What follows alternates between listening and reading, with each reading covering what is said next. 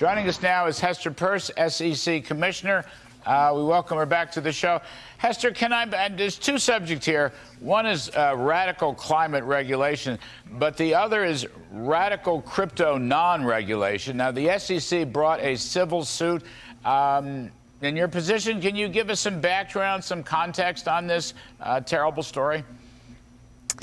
Well, I really can't say more than, the suit speaks for itself. If you lie to investors, you can face a lawsuit from us. But I think your broader point about crypto regulation is a really good one, right? This is a moment for us to sit down and think about what we've done wrong on crypto regulation.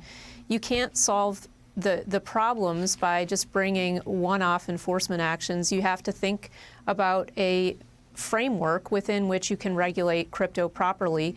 And we have to remember that bad things happen at centralized intermediaries. That's the story of traditional finance, and that's true if you import that into the crypto world as well. The crypto world is actually about decentralization. Well, I don't want to be rude or anything like that, but Hester, I don't think the SEC knows much, if anything, about crypto. But I want to add to that, this is just me talking, I don't think the SEC knows much about climate or the environment. It's not the Securities and Environment Commission, it's the Securities and Exchange Commission. And as you just gave a speech, where did you give this speech? Was it AEI that I was reading? It was AEI. In James Freeman's column. These new climate regulations would basically tell companies how to run. And there's no law that has ever passed on that point. Yeah, we're the Securities and Everything Commission now, and I think that the point is that we're couching this as a disclosure rule, telling companies what they have to disclose. But if you look behind the veil and you look at what we're actually doing, we're getting into the business of companies and telling them how they have to think about business, how they have to think about their supply chain, how they have to run themselves. And that's obviously problematic because, as you said, we're not the experts here. We aren't an environmental regulator, and we certainly don't know how to run a business. Government regulators aren't meant to do that. And I thought that West Virginia versus the EPA said explicitly that these independent regulatory agencies cannot go any further than the law, than the legislation.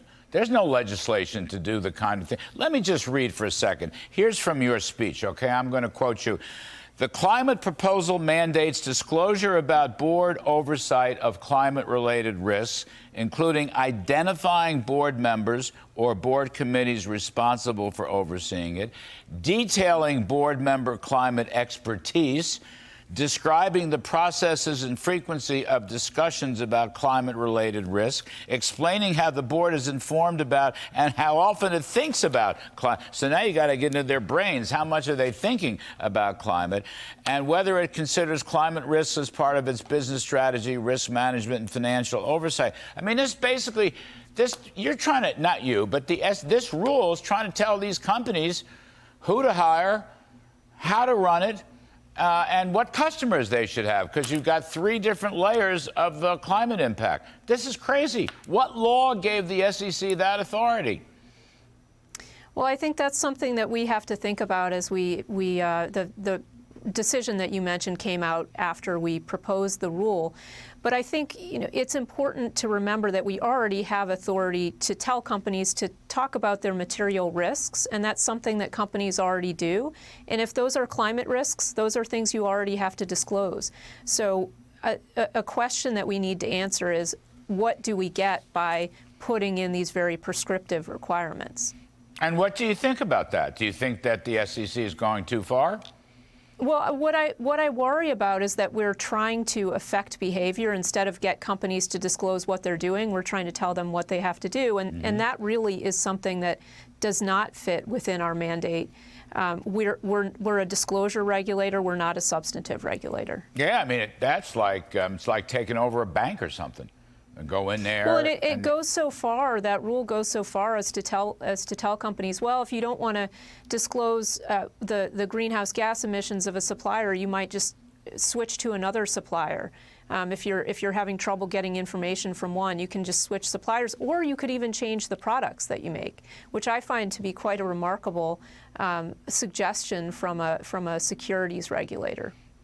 Just last one, Hester Peirce, will this rule go through? Is this rule going to become a rule? I mean, there are going to be lawsuits against it and so forth. I'll give you the last word. Well, we certainly got a lot of comments, and we're working through those comments right now, but we'll see what happens. There's a lot of pressure on us to adopt rules like this. Wow. That's all I can say is wow. The Securities and Environment, I love that, the Securities and Everything Commission. Terrific stuff. Hester Peirce, hope to see you soon. Thanks very much.